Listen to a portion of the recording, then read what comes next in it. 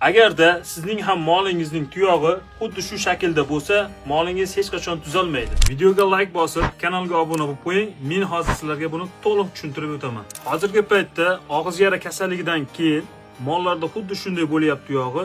Bunga sabab tagidan yangisi o'sib chiqadi, ustidagi eski qismini olib tashlash kerak. Agarda ustki qismi olib tashlanmasa, molning tuyog'i hech qachon tuzalmaydi. Ichi suvlanib turadi, havo kirmasligi natijasida bu yerda yiringlash kuzatilishi mumkin.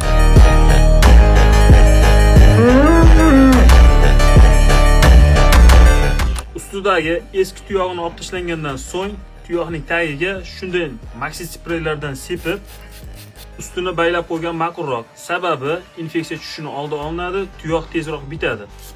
Kesilgan tuyoqlarga shunday spreylar sepib bo'lgandan so'ng narkozdan chiqarish uchun kofein ukolidan, tanadagi og'riqlarni qoldirish uchun ketoprofen dorisidan, tuyoqlarga infeksiya tushib ularni yiringlatmasligi uchun antibiotik ukollardan foydalanamiz.